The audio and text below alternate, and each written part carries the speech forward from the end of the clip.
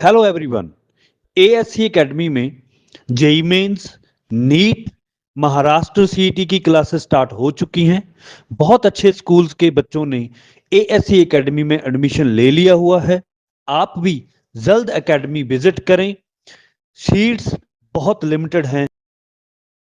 ये के अंदर का अतिक्रमण भी निकलना चाहिए। इंसाफ का तकाजा यही है और कोर्ट के ज़रिए हमको इंसाफ मिलेगा, ऐसी उम्मीद है। अनाथ अगर उजड़ जाएं, जो 50 60 70 साल से रह रहे हैं, तो उनकी ज़िंदगी पूरी खराब हो जाने वाली है। उनके पास कोई रास्ता नहीं रहेगा कि वो क्या करे। मानसून पहले आ चुका महाराष्ट्र में। आज जब हम खड़े हैं 25 मई को मानसून आ गया, बादल सर पर है हमारे। इनका घर अगर उजाड़ देंगे, प्रशासन भी में भी जो पुलिस डिपार्टमेंट हो या एसडीएम प्रांत ऑफिसर के लोग हो, ये भी इंसान है। इन्हें भी इंसानियत के लाइन से भी सोचना चाहिए कि ये कोर्ट के ऑर्डर को किस लाइन पे ले रहे हैं। देखो, हमको सब कुछ मालूम है। हमसे अधिकारी अनऑफिशियल भी बात करते हैं, वो भी ये बात मान रहे हैं कि कोर्ट का ऑर्डर बराबर है, मगर अभी प्रेशर इतना है, क्या किया जाए। तो ये सब प्रेशर का मामला है और उस प्रेशर को सहारा देने का काम मौजूदा एमएलए ने अभी बाइट देकर किया है, जो किला झोपड़पट्टी के लोगों के खिलाफ बात कही है। और मैं दावा जो किया हूँ, मैं उस पर कायम हूँ। रात तक उन्होंने, एमएलए है ना, एक लेटर देना और तहसील पुलिस डिपार्टमेंट सबकी मीटिंग लगवा लेना और मुझे बुलवा लेना, वकील को किसी को बुलवा ले और कोर्ट के ऑर्डर पर बात कर ले। एक बात और कही है कि जिस तरीके से कलेक्टर और विभाग काम कर रहा है, तो जो पिटीशन कोर्ट में फाइल हुई है वो टिकेंगे नहीं, मतलब ये भी उन्होंने कहा। देखो, ये कौन, एक बात मुझे बताओ, ये इनकी उम्मीद है उस पेडिशन पे, इनकी उम्मीद है उस पेडिशन पे। उम्मीद किसकी नहीं है? कौन चाहता टिके ना? नीतीश राणे चाहता टिके ना पेडिशन। प्रशासन सरकार के दबाव में चाहती पेडिशन टिके ना। मैं नहीं चाहूंगा कि पेडिशन ना टिके। ये जो लोग यहाँ खड़े हैं, जो घर में माए बहनें दरवाजे पे एक आस से देख रही थी, वो ये नहीं चाहेंगे कि पेडिशन ना टिके। पेडिशन ना टिके ये नीतीश राणे चाहता है, दूसरे फिरका परस्त लोग चाहते हैं। अगर वही बात मौजूदा एमएलए भी चाहते हैं तो उनकी नीयत समझ लो। लेकिन 2 दिन में कार्रवाई होने वाली है अतिक्रमण की। आज यहाँ पर मीटिंग भी हुई। कल नोटिस बटी है, मुझे पता है इस बात का। पहले जो नोटिस दी गई थी उसमें सरकार ने जो जीआर निकाला था वो पूरे महाराष्ट्र के लिए था। उसमें 31 मई की तारीख दी गई है। उसी के हिसाब से ये डिपार्टमेंटली जो है मीटिंगें चल रही हैं और इस सिलसिले के अंदर इनकी क्या जिम्मेदारी है, सरकार को क्या करना चाहिए, ये सारा जो है मामला चल रहा है। तैयारी है कोर्ट जाने की?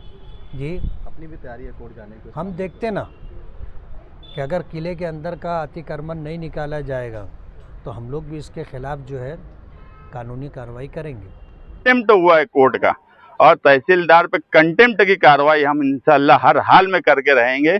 लेकिन आज अभी पहला वक्त जो है, हम किसी भी सूरत में किला झोपड़पट्टी को बचाना चाहते हैं, इसलिए हम सिर्फ उस तरफ गए हैं। और प्रशासन से भी मेरी यही गुजारिश है कि आप कायदे से, अगर आप ड्यू टू प्रोसेस जा रहे हो तो पहले ये तय करो कि नोटिस किले के आसपास 20 जनवरी के गवर्नमेंट के जीआर के मुताबिक किसको किसको देना चाहिए, वो तय होता।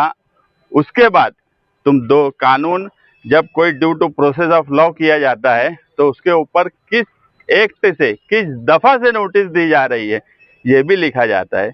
नोटिस पे कोई दफा नहीं, कोई एक्ट नहीं। देखो, 260 का एक नोटिस दी जाती, 477 की नोटिस दी जाती, 52-53 की नोटिस दी जाती। उसमें जिनका मकान है उनके पेपर से मंगवाए जाते।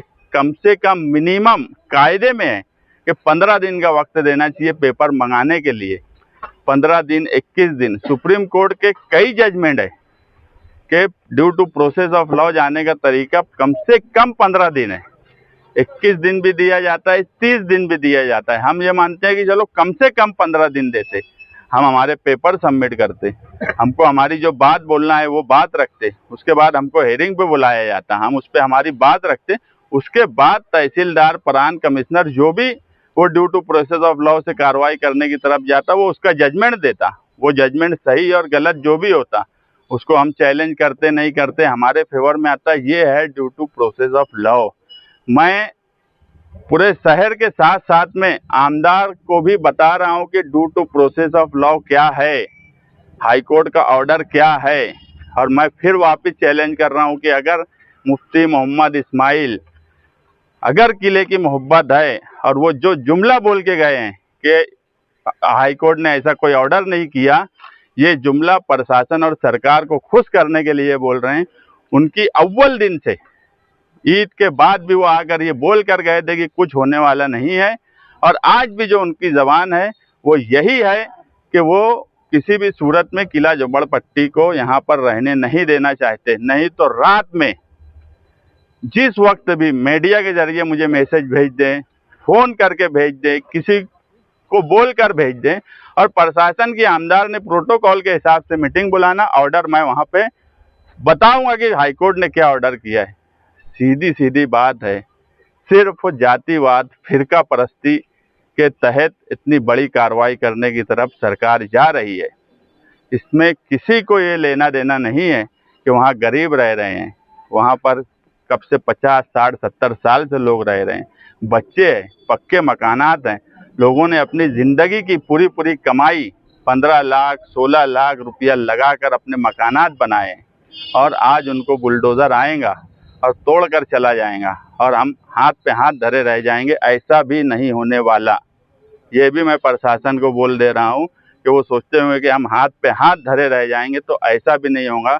हम जो कोर्ट में कर रहे हैं वो भी कर रहे हैं, मगर कोर्ट के ऑर्डर के बावजूद भी अगर प्रशासन ने ढिठाई करने की कोशिश की तो फिर जमहूरी तरीके से कोर्ट का ऑर्डर लेके उस दिन हमको क्या करना है हम करेंगे। ऐसा लग रहा है कि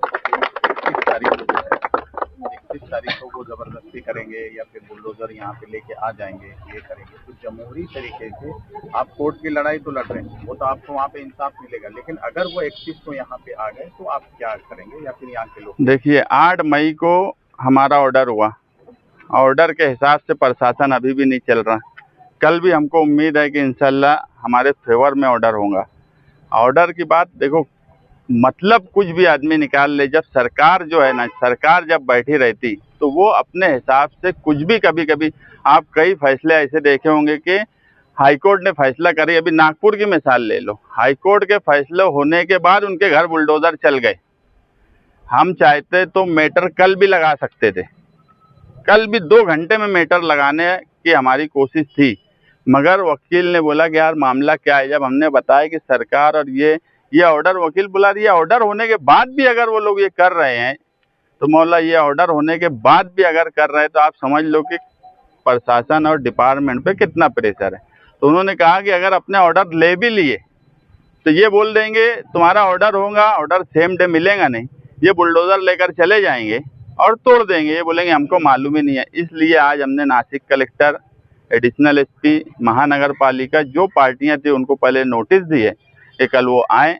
अब ऑर्डर होने के बाद अगर ऑर्डर हमारे फेवर में रहा, उसके बाद भी प्रशासन ने कुछ किंतु परंतु करके जबरदस्ती करने की कोशिश की, तो फिर हम हाथ पे हाथ धरकर नहीं बैठेंगे। स्कूल का मामला है और ये 10 जो घर है गवर्नमेंट के होता है, महानगर पालिका खुद इसमें बनी हुई है, तो उसके बारे में आप क्या करेंगे? स्कूल के जो है, कल हमने एक बात ये सुने थे कि भाई 7/12 का उतारा जो है स्कूल के नाम पे हो गया, वो जगह उनके नाम पे हो गई, तो क्या ये अचानक किया गया या पहले से कुछ था ऐसा? देखो, स्कूल को 7/12 अगर दे दिया गया, जगह उनके नाम पे कर दी गई, अगर किले के अंदर की जगह कलेक्टर स्कूल को और किसी को, यहाँ तक कि टेनिस कोर्ट जो अमीरों का खेल है, गरीबों का नहीं, उनको अगर जगह दे सकती है तो किले के बाहर, खंदक के बाहर, आप समझिए कि ये जो आबादी है, अभी मैं पूरा घूमा, ये कोई किले से लग के, दीवार से लग के नहीं है, किले के अंदर नहीं है, खंदक है, उसके बाद की बस्तियां हैं। अगर इनको दे सकती है तो हमने हमारे पेटिशन में ही बोला है और एलानिया भी बोलते हैं कि हम भी खरीदी लेने तैयार हैं। गरीब भी, ये जो गरीब लोग हैं, ये इनके मकान है, इनकी ज़िंदगी का सवाल है। ये टेनिस खेलने या टेनिस कोर्ट के लिए नहीं आए, इनके बच्चे हैं, इनके मुस्तकबिल है, इनके स्कूल, सब कुछ बर्बाद हो जाएगा, इनकी ज़िंदगी खराब हो जाएंगी अगर एक टेनिस कोर्ट का हटा दिया जाए तो उनकी ज़िंदगी नहीं खराब हो जाने वाली। अगर स्कूल हटा दी जाए तो स्कूल कहीं भी शिफ्ट की जा सकती है, क्योंकि वो किले के अंदर है। लेकिन गरीबों के मकानात अगर उजड़ जाएं, जो 50, 60, 70 बकरीद का त्यौहार सर पर है। किला झोपड़पट्टी के मसले को लेकर के किला झोपड़पट्टी के रहने वालों में बहुत ज़्यादा बेचैनी है। कल जो है उन्हें दोबारा नोटिस दिया गया है और उस नोटिस के हिसाब से 31 मई की तारीख़ आखिरी तारीख़ है। कल नोटिस तकसीम की गई, मेरा वहाँ जाना हुआ था। इस मसले को लेकर पिछले दिनों मैंने अजीत दादा पवार साहब से मुलाकात भी की थी और उनको लेटर भी दिया था और उनसे गुफ्तगू करने के बाद अंदाज़ा ये हुआ था कि 31 मई ये आखिरी डेट नहीं है, इसके बाद भी उनको बारिश का या इसी तरह लोक आयुक्त के फ़ैसले के बाद कि उनके पुनर्वसन के लिए उनको कोई न कोई पर्यायी जगह दी जाए, इसके पेश नज़र इनको कुछ महीनों का मौका मिल सकता है, ऐसे हमारा गुमान था। लेकिन मालेगांव किला झोपड़पट्टी के कुछ लोग जो है ये हाई कोर्ट पहुँच गए। हाई कोर्ट पहुँचने के बाद उन्होंने वहाँ पिटीशन डाली और हाई कोर्ट की छुट्टियाँ होने की वजह से ये हुआ कि जब दोबारा कोर्ट शुरू होगी 22 जून के बाद तो तुम 25 जून को आना। एक गलत मैसेज ये दिया गया कि कोर्ट ने 25 जून तक स्टे दे दिया है, जबकि कोर्ट के आदेश में ऐसा कुछ भी नहीं है। कोर्ट के आदेश में जो बात है कि उन्होंने जो है रेवेन्यू डिपार्टमेंट को, सरकार को जो आदेश दिया है वो ये कि किला झोपड़पट्टी में रहने वालों के साथ जब तक नोटिस ना दे दी जाए उसके बगैर कोई कार्रवाई नहीं करना। उसी खाने को पुर करने के लिए इन्होंने दोबारा नोटिस दे दी। अब जाहिर बात है कोर्ट का ये मसला था। अब कोर्ट ने ये कहा था कि नोटिस देना, तो उनको कल नोटिस दे दी गई है। अब जाहिर बात है कि कोर्ट में अगर ये मसला खड़ा भी किया गया तो इनके पास जवाब है कि भाई हमने उनको नोटिस दे दी थी। किला झोपड़पट्टी के रहने वाले घर कुल योजना जो स्कीम है वहाँ जाना नहीं चाहते। उनकी डिमांड ये है कि हमको उसके अलावा कोई और जगह दी जाए और उनकी चाहत ये है कि उनको बाग़ महमूद में जगह मिले। हमने इस सिलसिले में चीफ मिनिस्टर फडणवीस साहब को भी लेटर दिया, अजीत दादा पवार और शिंदे साहब को भी लेटर दिया कि इस सिलसिले में घर कुल योजना छोड़ करके जहाँ कहीं सरकार कारपोरेशन के पास या रेवेन्यू डिपार्टमेंट के पास रेसिडेंशियल रिजर्वेशन हो वहाँ पर इनको जो है रूल रेगुलेशन के हिसाब से जगह देना चाहिए। ये लोग शिफ्ट होने के लिए तैयार हैं। ये मसला चल रहा है, लेकिन कोर्ट में जाने के बाद अब सरकार का ये बोलना है कि मामला कोर्ट में आ गया है, अब कोर्ट का जो फैसला होगा उसके मुताबिक हम करेंगे। अब कोर्ट ने स्टे दिया नहीं है। कोर्ट ने कहा कि भाई कोर्ट में छुट्टी होने वाली है, जब कोर्ट शुरू होगी उस वक्त आना। अभी जो तैयारी डिपार्टमेंट की, रेवेन्यू डिपार्टमेंट की और ख़ास तौर पर कलेक्टर साहब की तरफ से चल रही है, उससे अंदेशा ये है कि इनकी पिटीशन खारिज हो जाएगी और इनके हाथ कुछ भी नहीं आएगा। उस मसले को लेकर के हम डिपार्टमेंट से कुछ चर्चा करने के लिए आए थे। इसी तरह जो है हमारे चर्चे में हम एडिशनल कलेक्टर है, प्रांत है और कलेक्टर है, इन तमाम लोगों से बात करेंगे। और दूसरा मसला बकरीद का था कि बकरीद आ रही है, ये हमारा मजहबी त्यौहार है और हम किसी को कोई तकलीफ़ देने की नीयत से जानवरों की कुर्बानी नहीं करते। हमारे पेश नज़र ये है कि हमारा रब हमसे राज़ी हो और जानवरों की कुर्बानी सिर्फ़ मुसलमानों के साथ ही मखसूस नहीं है। आप देखोगे हिंदू समाज के लोग भी जो है अलग अलग त्योहारों पर जानवरों की बलि देते हैं, कुर्बानी देते हैं। उनके पेश नज़र भी ऐसा कोई मनफी जज्बा नहीं होता कि भाई किसी समाज के या किसी धर्म के लोगों को तकलीफ़ दी जाए। तो हमारे पेश नज़र भी ऐसा कुछ नहीं है कि हिंदू समाज को तकलीफ़ दी जाए।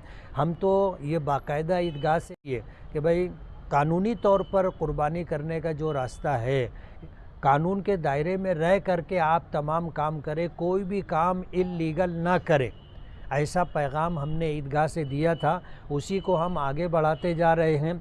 लेकिन जाहिर बात है कि समाज में रहने वाले 100% कानून पर अमल करते हों, ऐसा नहीं। कहीं ना कहीं चाहे सरकार हो, चाहे डिपार्टमेंट हो, अलग अलग डिपार्टमेंट हो, हर जगह कुछ न कुछ ऐसा होता है कि 100% कानून पर अमल करना मुश्किल हो जाता और दिक्कतें और परेशानियां आती हैं। इसलिए इस मामले के अंदर शहर का अमन व अमान ख़राब नहीं होना चाहिए।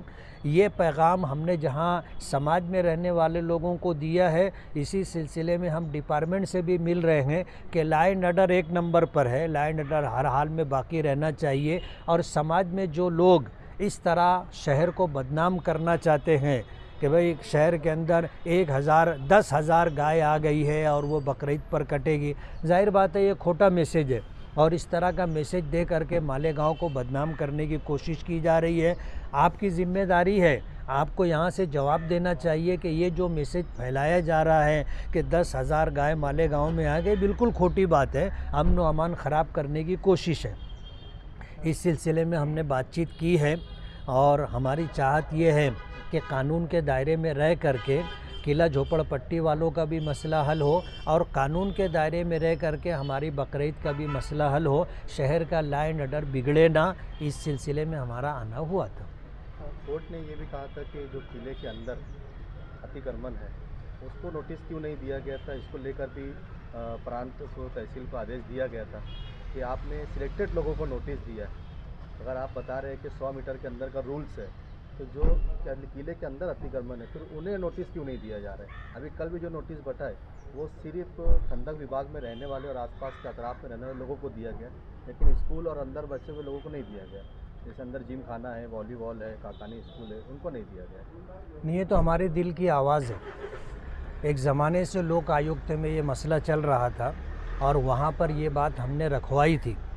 जो लोग भी किला झोपड़पट्टी के लोग लोक आयुक्त में जा कर के इस मसले पर बातचीत कर रहे थे कि ये किले के अंदर जो अतिक्रमण है उसको अनदेखा किया जा रहा है और किले के बाहर, खंदक के बाहर जो लोग हैं उनके साथ इस तरह का कामकाज किया जा रहा है। आपके नज़दीक किला है, किले की खंदक है, आप किले के अंदर तो कोई कार्रवाई नहीं कर रहे। जहाँ कार्रवाई होनी चाहिए और जहाँ नहीं होनी चाहिए आप वहाँ पर कार्रवाई कर रहे हो।